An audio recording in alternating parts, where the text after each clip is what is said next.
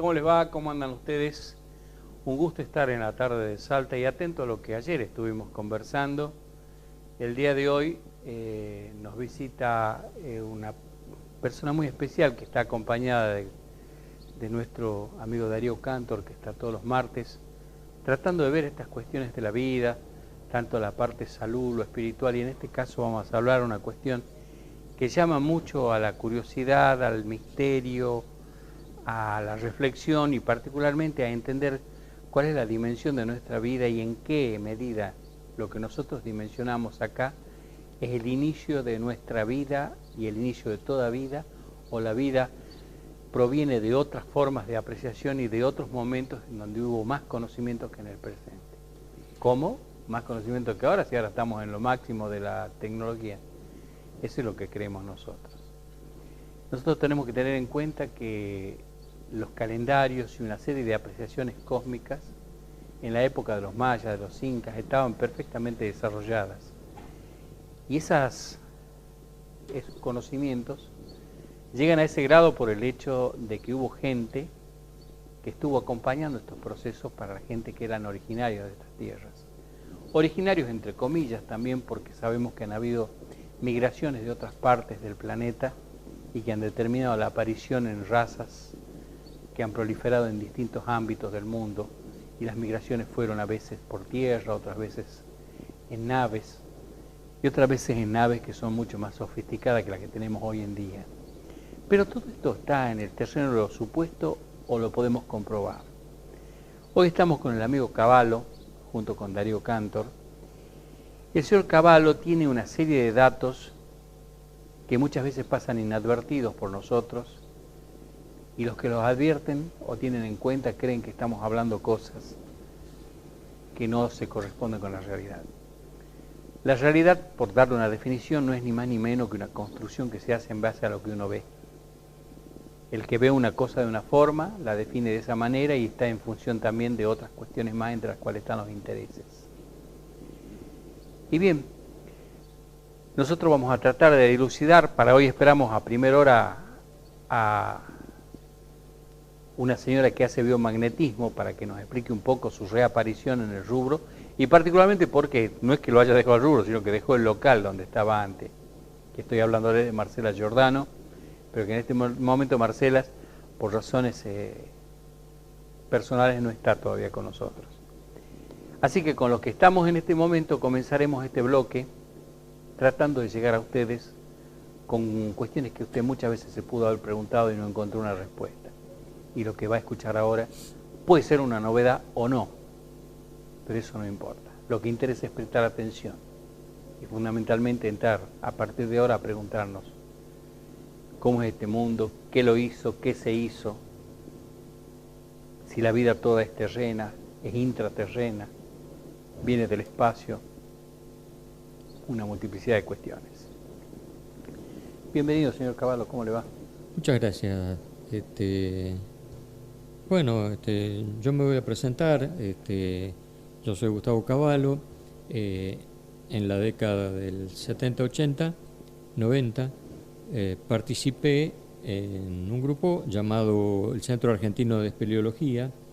En ese grupo yo tuve la suerte o tuve el designio de conocer a personas que luego me enteraría que eran personas muy destacadas en cuanto a la espeleología y a los saberes. ¿Qué significa espeleología? Espeleología es el estudio de grutas, cavernas, túneles, ya sea naturales o no naturales, lábicos, porque pueden ser por formaciones diferentes, ya sea en formaciones de calcita, en formaciones de volcánicas o de hundimientos de tierra o por agentes meteorológicos. En lugares distintos se producen por distintas cuestiones. Por ejemplo, si es una zona selvática, habrá mucho material de arrastre, mucha cuestión pluvial, y entonces las formaciones se darán por el agua que corre. En otros lugares serán por plegamientos que quedaron burbujas de aire encerradas por volcanes o diversidad de formaciones que hay. Las cavernas en general, en la zona del hemisferio norte, siempre ha sido un objeto de estudio. Acá en nuestro país hay cavernas ya muy estudiadas desde todo punto de vista. En las zonas del hemisferio norte son objetos ya turísticos, pero de un avance científico y de turismo muy adelantado. Acá recién, hace unos 20 años que se empezó a tomar esto como una ciencia científica y un desarrollo muy especial. El que inició todo esto fue Julio Goyen Aguado, que fue el creador del Centro Argentino de Espeleología, y con su buen carácter, bonomía y buena predisposición, él fue un empresario de la espeleología, porque llevó a cabo expediciones que con su propio esfuerzo, sin que nadie lo sustentara, él lo hizo todo muy a pulmón desde el principio, logró el descubrimiento máximo de la espeleología a nivel mundial, que es el descubrimiento de la caverna de los Tallos. ¿A dónde está ubicada? En Ecuador.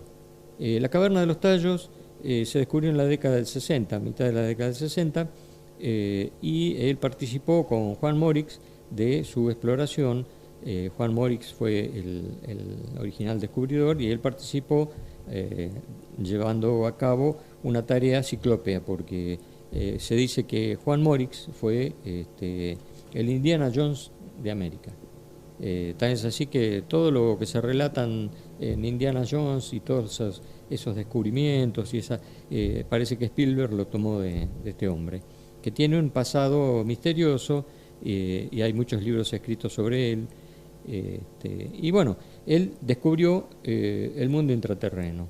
Incluso Morix tomó contacto con estos seres intraterrenos y al tomar contacto con ellos le dieron una misión de elevar el nivel de conciencia del ser humano a través de todos estos descubrimientos y hacer presente que la humanidad no tiene, ese es Juan Morix el que se está exponiendo en este momento, esta humanidad no tiene ni la cantidad de años que nos remiten, no somos de 7.000 a 10.000 años como hablan. América fue la cuna del mundo. América es el centro de donde salió la civilización hacia el resto del continente del continente africano. ¿Quién está en la foto ahora en este momento? Ese es Julio Goyen Aguado, en una exploración que yo participé también, en donde recogieron muestras de unos seres que se llamaban Uros, que eran los que enseñaban a los incas, les daban todo el conocimiento y los tutelaban en todo el conocimiento que tenían, porque eran seres extraterrestres. Estos son los Uros. Sí, y habían sido mandados por intraterrenos, que son los Taltos y los Velas, que pertenecen hoy en día a una hermandad que se llama la Hermandad Blanca. Estos seres, luego de la conquista, fueron desapareciendo. Se fueron otra vez al lugar que los Velas le dieron como alojamiento definitivo en el interior de la Tierra, porque la Tierra, al revés de lo que uno cree, no es sólida, al revés de lo que la ciencia propone, es como un queso gruyère. La Tierra tiene, como dice la Biblia, infinitas estancias. Dentro de esas estancias permanecen restos de civilizaciones que en algún momento fueron proyecto de la Tierra en la evolución humana y fueron a parar a esos lugares intraterrenos. En esos lugares intraterrenos hay restos de civilizaciones de por lo menos 6 civilizaciones anteriores, con sus subrazas y subrazas, que pertenecieron al mundo que figuraba siempre fuera de la Tierra. Cuando ocurría un cataclismo, el remanente iba a parar a esas estancias, a esos lugares. Hoy nosotros estamos en este momento crucial de la humanidad, en nuestro grado de evolución, en el momento en que se está por producir nuevamente esa recolección de la humanidad, y lo que se trata es de que la gente preserve su alma, a pesar de toda esta civilización en contra que les está proponiendo infinidad de barbaridades. Pero estamos hablando de la civilización en contra cuando hablamos de estos... De lo que está sucediendo en el mundo. De los habitantes de la superficie. Sí, los habitantes de la superficie, que nos llevan y nos arrastran a la inconsciencia, a través de manipulaciones y métodos que son perversos. Los seres humanos están permanentemente en una lucha escatológica, donde seres superiores de varias razas, seres superiores de diferentes razas, nos están cuidando. También hay seres que son de diversas razas que no son buenos para nosotros. Así como está el bien y el mal en el mundo, en el universo también existe. Y de hecho ha existido y vienen de vez en cuando a tratar de hacer daño al ser humano. Igual estamos siendo cuidados.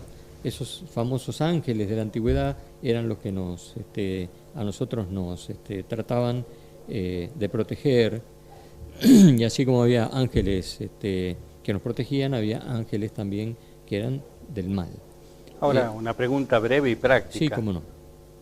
En el supuesto de que se plantee la presencia de ángeles, ¿cómo se los percibe, por una parte? Y en la segunda pregunta es cómo diferenciamos lo bueno de lo malo en este caso. Bueno, no todos los seres que vienen han sido buenos para la humanidad. Muchos seres son seres de luz, otros son seres como nosotros, con formación morfológica humana, y después hay otras razas. Hay una variedad de razas. Estos seres siempre han estado en la Tierra, siempre han venido, siempre nos han custodiado y siempre nos han ayudado a progresar. Pero a progresar no materialmente, porque el hecho de que estos seres vengan, han venido seres negativos para nosotros y nos han dado mucha tecnología, como en este caso les han dado a los países del norte mucha tecnología, pero la tecnología que les han dado es una tecnología que solo sume al ser humano en un materialismo atroz, y los seres que nos guían tratan de que nosotros entendamos que lo que hay que preservar es la conciencia, ¿sí? La apertura de conciencia, porque los hechos que van a venir van a ser tan terribles que si la conciencia no se ejercita y no se hace un dominio, una apertura, un control de eso, bien, permítame un segundo, nosotros Gustavo. Vamos a sufrir mucho. Bien, te presento, de momento Darío está de testigo auditivo acá. ¿Cómo te va, Darío? Muchas gracias por la invitación, como siempre. En este caso traigo a mi amigo Gustavo Cavallo, amigo de 10 años o más. Sí, más. 12 años. Nos conocimos en un grupo ecuménico, creo que fue ahí. Claro, cuando formamos el grupo ecuménico. El grupo ecuménico, a mí me invitan como representante de Tabo, aunque no soy representante, pero como figura visible.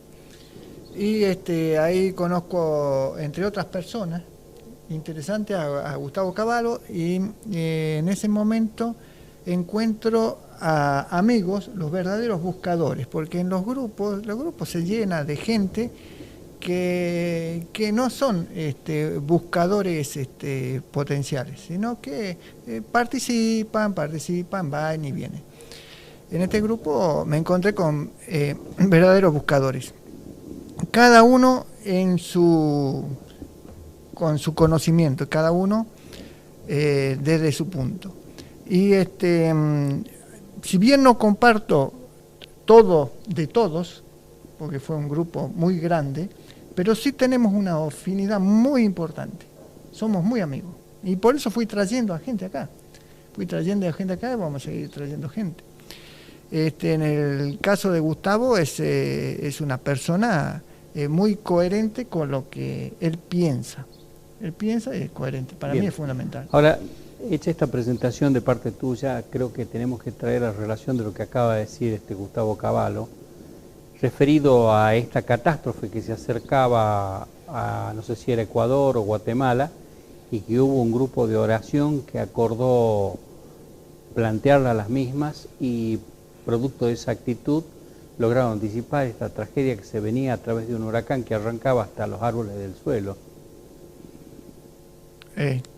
Nosotros lo hemos mencionado acá y aparte trajimos un video. No, estoy tratando de hacer la relación, Gustavo, entre lo que usted habla. De todas maneras, si usted tiene algo referido al tema... Yo tengo mi propia teoría, ¿no? El planeta está sufriendo cambios, esos cambios los predijo uno de los más grandes después de algunos europeos que han hecho predicciones, fue Parravicini. Parravicini hizo las predicciones más asombrosas que se están cumpliendo todavía. Y él predijo de que los cambios en esta etapa iban a ser muy grandes. Usted fíjese que ha nevado en el desierto, ¿sí? Es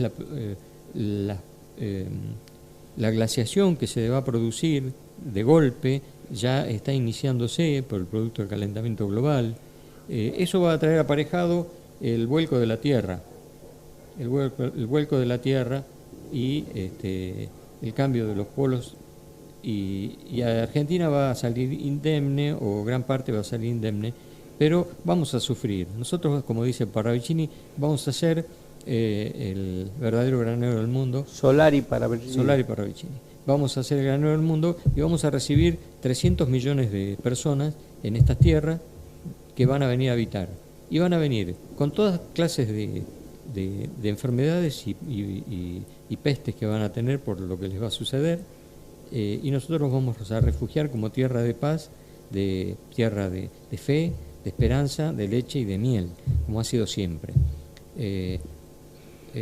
Lo que va a suceder ya se está perfilando. El mundo está llegando a un límite. Los métodos de producción y de contaminación ya lo hacen evidente. Entonces, todo esto no es nada más y nada menos que algo que debe ocurrir. Debe ocurrir para que el ser humano tome conciencia del rumbo que debe seguir en su vida y no el materialismo al cual lo están llevando, y que pueda el ser humano crecer interiormente. No sé qué otra cosa. Lo que le preguntaba a Darío era referido a este tema que hubo en Centroamérica y que luego la tormenta se disipó, eso fue a México y fue producto... Eso fue producto del cambio climático. Los grupos humanos hoy tienen la virtud que muchos han reconocido, como los grupos que se dedican al espiritualismo, están reconociendo que hay una gran oportunidad, que es el conocimiento cuántico. El conocimiento cuántico ya lo han descubierto los científicos. Sheldrake es uno de ellos. Lo habla Nassim Haramein, lo habla los otros científicos, Watson, han hecho experimentos y han determinado que el conocimiento cuántico es un hecho. O sea, nosotros aprendemos cuánticamente. O sea, ¿qué significa aprender cuánticamente? Aprender cuánticamente significa que lo que una persona descubre en una parte del planeta, en otra parte del planeta lo puede descubrir exactamente lo mismo otra persona igual. Todos los que están conectados con lo espiritual saben que eso es posible. Entonces, como cada uno está practicando eso y lo está haciendo realidad, entonces el planeta, ¿sí?, pulsa a la misma frecuencia de los que están haciendo esas prácticas, no a la pulsación de los materialistas. En algún momento se va a producir una fractura y los materialistas se van a volver locos, porque agarrados de lo material no van a entender lo que los científicos les están planteando ahora. hay tantos cambios que los están planteando sociólogos, los están planteando científicos, y el materialismo no los está viendo. La época de la física materialista de Newton está desapareciendo. Lo que nosotros vemos como cuestiones materiales, ya ahora lo predijo Einstein, y a raíz de eso el cambio que se ha producido de los nuevos científicos que están estudiando esto, como le digo, Watson, Sheldrake y otros, ¿sí? Y sociólogos como Wilber, Ken Wilber, todos ellos están mostrando que el grado de evolución del ser humano está estratificado y está buscando que esa estratificación sea global, ¿sí? Sea global, porque todo el mundo tiene que aprender. ¿Y cómo van a aprender? Si el materialismo les impide aprender, les cercena todo, les coarta todo, los manipula, los maneja, los encierra dentro de sus cuestiones de comprar y vender nada más. A la gente la manipulan para comprar y vender. Entonces, esto pronto va a tener un colapso. Y el colapso, por eso la gente se debe preparar, se debe instruir, debe tomar conciencia que no solo existe el comprar y vender, que debe perfeccionarse internamente, porque si no hay perfeccionamiento interno, no hay posibilidad de vida en la Tierra. Y entonces, cuando llegue ese momento del colapso, yo no sé si lo veré, si lo verá usted o nosotros, porque ya somos grandes, pero los que vienen tienen que tomar conciencia de eso y tienen la responsabilidad de darse cuenta para poder preservar a la humanidad, porque algo de la humanidad va a ser preservado, ayudado por los seres del espacio. Sobre principios de 1900 se descubrió la posibilidad de propagar la electricidad sin los cables, ¿no? Y este gran científico fue anulado por el poder, ¿no? Claro. Y se incluso trocaron lo que eran los descubrimientos de él a nombre de otras personas, se le dio la electricidad y la telefonía a otras personas. Sujetos como este grande de la tecnología, yo creo que deben haber tenido, al haber diseñado elementos tecnológicos tan avanzados respecto de lo que era el conocimiento científico de su época, de lo que se conocía del conocimiento científico, ¿no? Porque si no nos teníamos que ir a Hermes Trismegisto, claro, y decir de dónde sabía lo que sabía. Pero eso ya vamos a hablar en largo y de muchos miles de años para atrás. Pero yendo a principios de 1900, ¿qué pasó con la tecnología que comienza a desviarse para las ramas y no se sigue en el eje de lo que sería la prosperidad del ser humano? Son cuestiones que ya estaban... Estoy hablando de Nikola Tesla, ¿no? Sí, de Nikola Tesla, sí. Son cuestiones que están programadas así. Nada es al azar, todo es por algo, todo tiene que ver con algo, todo tiene que ver con lo que deba ser. Siempre las cuestiones son así. Hay leyes, ¿sí? Hay muchas leyes que establecen esto. Antes eran leyes místicas, hoy las conoce todo el mundo, hoy están hechas públicas y hay que desarrollarlas, porque esto es lo que está llevando a la humanidad a que tome conciencia de que hay otra cuestión superior, que no es ni el dinero, ni el oro, ni el dólar, ni las cuestiones de comprar y vender. Lo que ocurrió en esa época debía ocurrir así. Cada uno viene programado para ser un cordero de Dios, como dice la Biblia. Uno viene programado para entregar lo mejor de sí en beneficio de la humanidad. Y lo que le pasa, y lo que le pase, es para cumplir con el objetivo. Porque si uno no sufre determinado tipo de cosas que vino a cumplir, ¿sí? Si no pasa por determinado tipo de experiencias, su vida ha sido en vano. Porque uno tiene una vida para cumplir muy importante. Entonces Tesla vino a entregar lo mejor de sí. A él no le importó ser el Cordero de Dios y que los demás usufructuaran vanamente su prestigio, usufructuaran de sus descubrimientos, que vinieran luego un montón de científicos materialistas y anularan toda la obra de Tesla y dijeran: esto lo descubrimos nosotros. No, todo está siendo programado, todo está siendo dirigido por encima de la gente que se cree que tiene el poder, porque hay una docena de personas en el mundo, ¿sí?, del grupo Bilderberg o de algunos grupos que controlan al resto del mundo. Son el poder del poder. Son el poder del poder, que lo que pretenden es acabar con la humanidad y quedar un grupo selecto, un grupo, digamos, tener un country propio en la tierra, Gustavo, y el resto que desaparezca. El me, Cordero de Dios, me hablan yo le hablo, que quieren matar a media humanidad para poder... ya la están eliminando de una manera muy artera, muy porque no pueden hacerlo a cara descubierta, pero lo están haciendo con sustancias químicas, con elementos que minan la salud a largo plazo, ¿sí? Los cambios de sexo, son todas cuestiones de manipulación y de armas estratégicas que han venido desarrollando en los últimos 60 años, 80 años.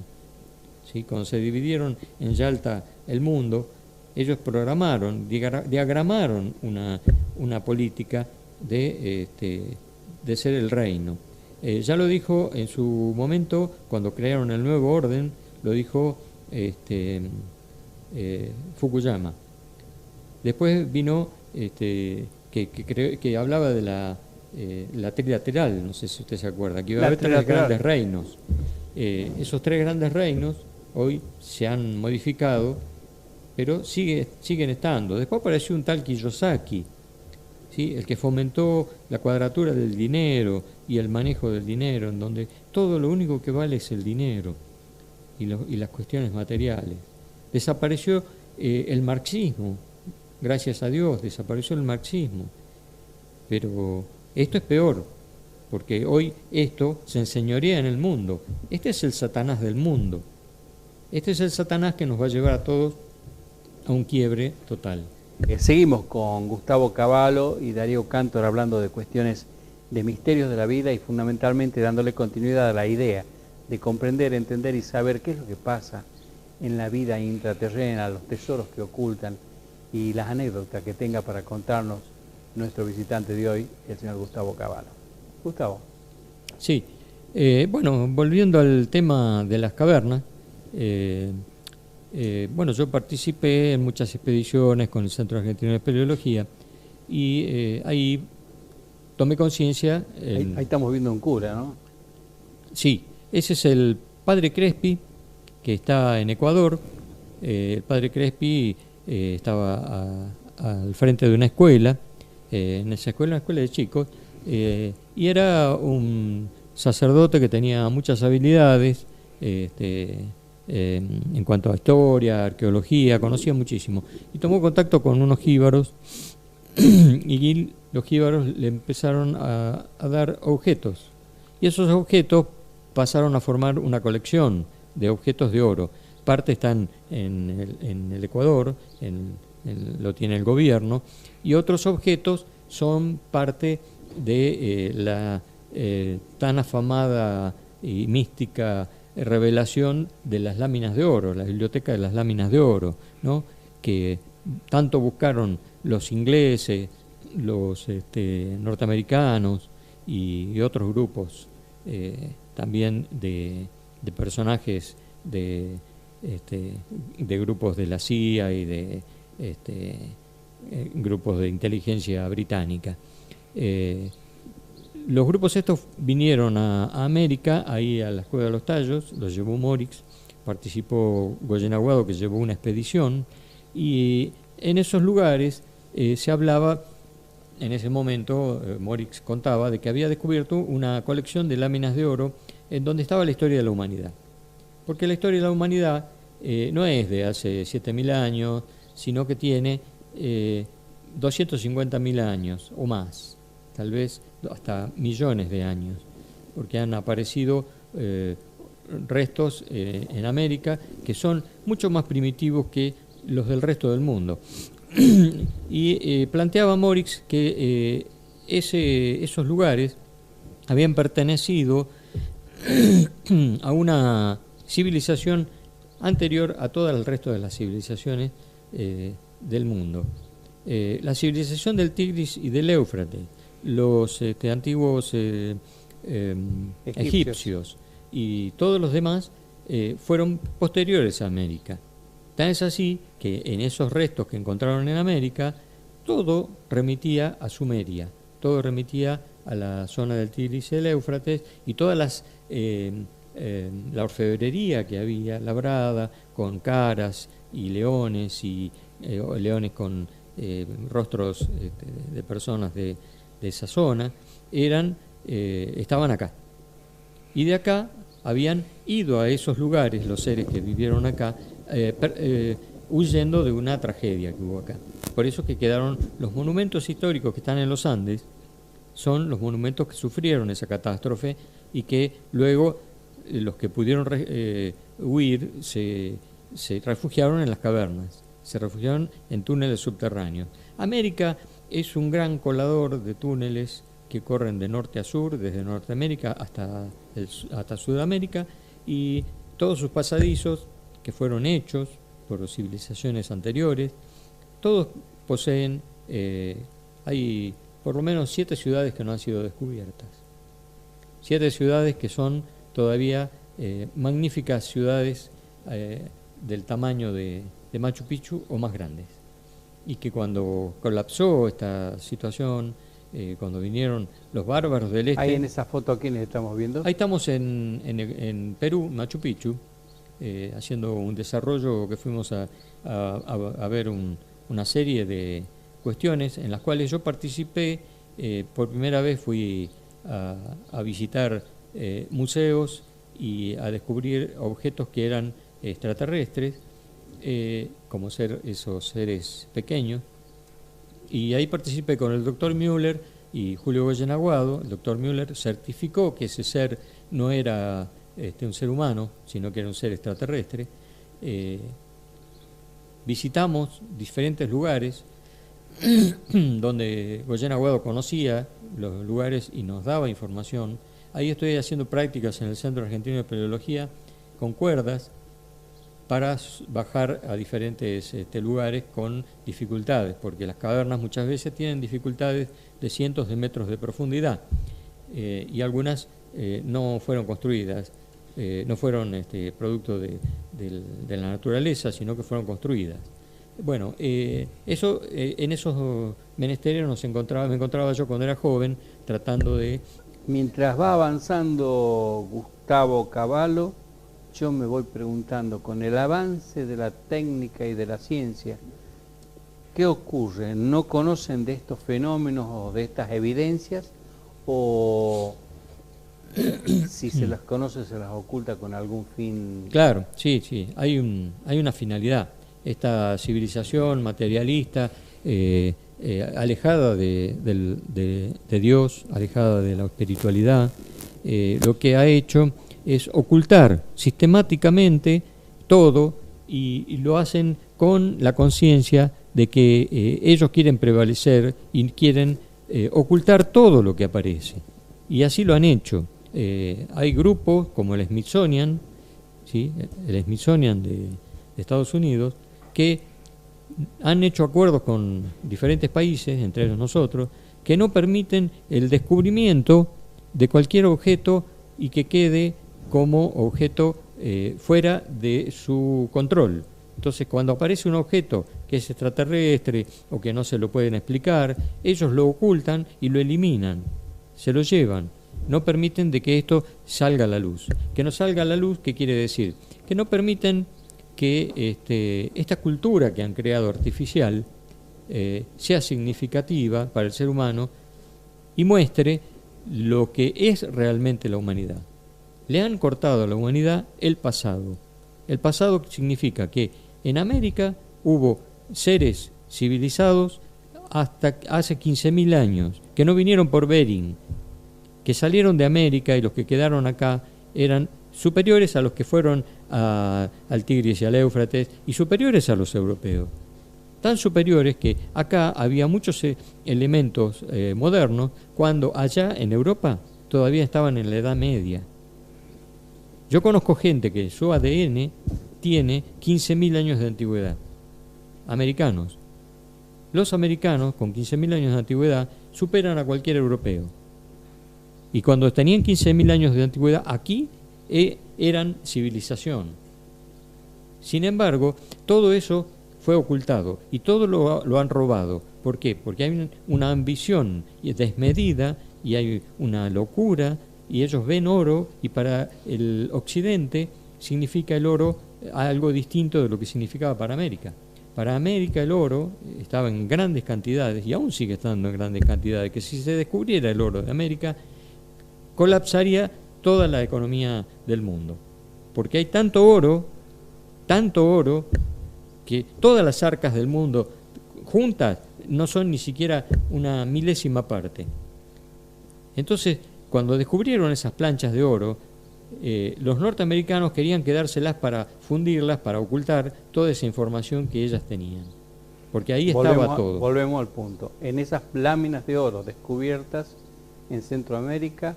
No en Centroamérica, en el Ecuador. En el Ecuador. Sí.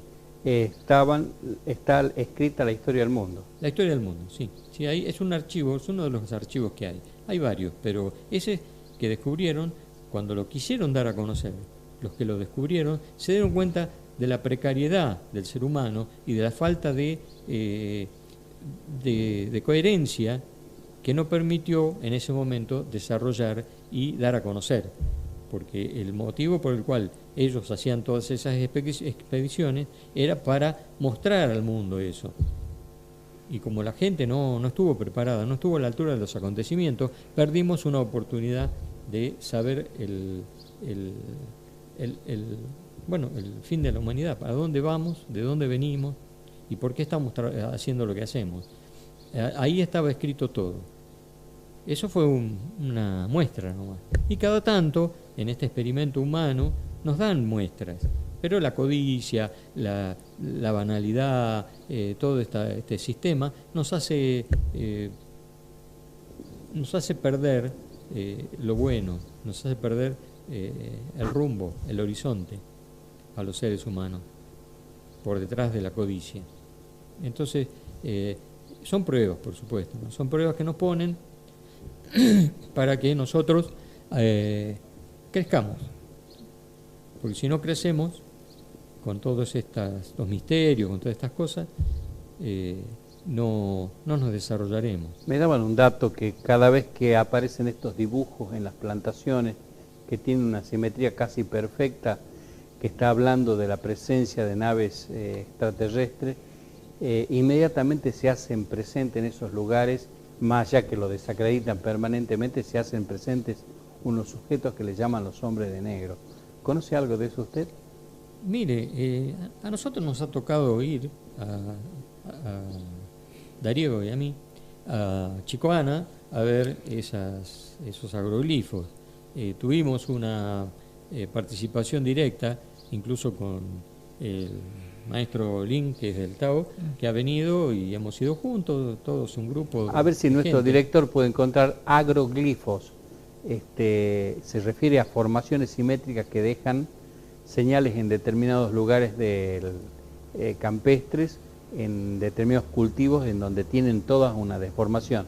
Pero esto mientras la va buscando nuestro director, que nos va a avisar cuando estén en pantalla, sigamos nosotros. Los agroglifos vendrían a ser la forma en que se están comunicando para que uno desarrolle esas cuestiones del... Está como tocándonos la puerta, che, aquí estamos. Claro, miren, investiguen esto que le estamos dando, acá hay claves para que ustedes puedan desarrollar, crecer, ver, que tienen que ver los agroglifos también con los fractales, ¿no? Que ya son de dominio público.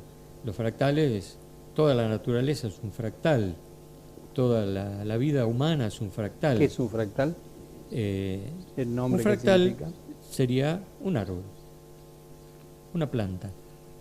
Usted vio cómo se desarrollan los fractales, la forma que tienen. Imagínense un helecho, se va desarrollando y va creando formas que son similares en pequeño, en grande, ¿sí? Y en dimensiones también, en dimensiones gigantescas también son fractales. Todos repiten un mismo patrón, es como un algoritmo, en el cual ese algoritmo tiene múltiples variantes, pero siempre parten de una misma, tanto en lo pequeño, en lo micro, como en lo macro, ¿sí? Todo eso tiene que ver con cuestiones matemáticas. Y a acá, ver, lo pongamos en pantalla. Ahí estamos viendo un agroglifo. Ahí sí. se está viendo en este momento. Esas formaciones de hecho que... Claro, todas tienen una clave, ¿no es cierto? Y un significado. Son para estudiar. Y cada mensaje tiene una razón de ser, dónde la han puesto y para qué. Nosotros fuimos acá a Chicoana y ahí descubrimos una cantidad de agroglifos y la gente que los vio, hubo maestros, hubo personas comunes, hubo gente con miedo, hubo gente que negó, hubo gente que vio unas pequeñas naves pequeñas que son como drones chiquitos que eran los que formaban los agroglifos. Los maestros agrónomos de una escuela que está al fondo de Cachi, al finalizar, contaban su experiencia como agrónomos y decían de que lo que ocurrió con el trigo era imposible que ocurriera así, que daban su parecer, ¿no es cierto? Porque lo que ocurrió al año siguiente se repitió, pero no se repitió porque hicieran el agroglifo. Fue el dueño del campo, aró el campo, sacó el trigo, se llevó todo, toda la cosecha, aró el campo nuevamente, sembró nuevamente con otra semilla y cuando volvieron a surgir las plantas, los agroglifos estaban ahí, en el lugar donde habían estado, se volvieron a desarrollar los agroglifos solos, sin intervención de nadie. Y eso lo comprobaron en esa escuela y lo vieron los maestros de la escuela. Entonces, nos hallamos ante un fenómeno de difícil explicación en forma racional y los científicos no los estudian como debieran.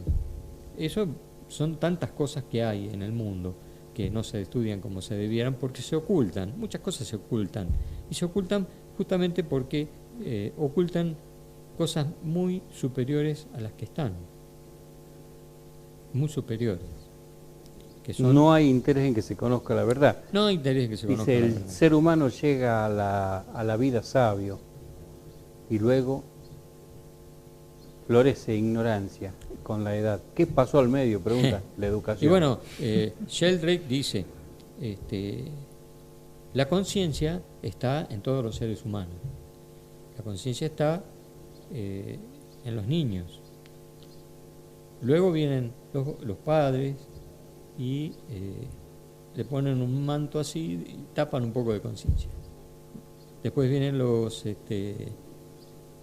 maestros, tapan un poquito más la conciencia y entonces ese chico que veía todo con claridad y que era consciente y que podía desarrollarse y que sabía muchísimas cosas, termina viendo como con lentes oscuros, con lentes borrosos, la realidad de la vida. Cuando llega a una edad determinada, está todo este maremoto de información ficticia que le obliga a su conciencia a ser cada vez más chiquita y a no salir. Y entonces tenemos un maremoto de inconsciencia que cierra ese pequeño desarrollo de conciencia y que ahora la gente de grande se da cuenta, o la gente joven se empezó a dar cuenta, que esa conciencia es proyectable, es factible de hacer un trabajo para lograr abrir la conciencia para que todos se desarrollen conscientemente y no mecánicamente como nos están queriendo hacer vivir. Porque todos los sabios antiguos de todas las religiones hablaban de esto, hablaban de la conciencia y hablaban del desarrollo de la conciencia, pero no hablaban de una cuestión puramente mística e ideal y de creencias. No, eran todas cosas prácticas, eran todas cosas muy reales que servían para que el ser humano fuera capaz de proyectarse en el futuro, capaz de proyectar una buena civilización y no una civilización dañina como la que están proyectando a través de todos los multimedios, de todas las películas, el desgaste psicológico, las bebidas con azúcar, el alcohol, las drogas, que todo forma parte de un proyecto siniestro. Qué tema, ¿no? Estamos entonces saltando la sartén al fuego. Sí, es la famosa, ese cuento de la rana. Todos nacemos en agua fría, y a medida que van pasando los días, los años, los meses, el agua se fue calentando, y ya tenemos agua hirviendo dentro de la olla en la que estamos, y no nos damos cuenta. Si a nosotros nos hubiesen metido en esta agua, inmediatamente saltaríamos, porque está hirviendo. Pero como estamos dentro del agua, no nos podemos dar el lujo de saltar, porque mucha gente está atrapada sin saber qué hay de fuera de la olla. Entonces, si no hay conciencia, no hay forma de salir de la olla. Y esta olla está hirviendo. Pronto nos vamos a quemar todos, de una manera o de otra. Enseguida, después de las 20, vamos a tener, que ya está acá en nuestro estudio, la visita de una de nuestras seguidoras como medio, y al mismo tiempo fundamentalmente tratando de entender desde su parte, desde su profesión, lo que es la salud, a través de un libro que habla de ello, de la salud. Pero como vamos a hablar de salud, y acá estamos hablando de una cuestión que está vinculada íntimamente a la salud, porque estamos hablando de la salud espiritual, intelectual, de lo que es el objeto más grande de la creación, el ser humano, que se ha convertido sin querer en enemigo de sí mismo a través de un sistema de destrucción, que la vida se ha convertido en destrucción, porque si la ganadería tiene que expandirse para alimentar a más gente, la ganadería está produciendo más metano, que está calentando el sistema global, que toda la maquinaria del mundo. Y resulta que nosotros no encontramos una salida para eso, porque la ganadería es un gran negocio. No nos hemos planteado todavía una forma distinta de sobrevivencia, de existencia, y fundamentalmente algo que tenga implícito esa chispa de inteligencia que nos garantice la continuidad y perduración de nuestro mundo.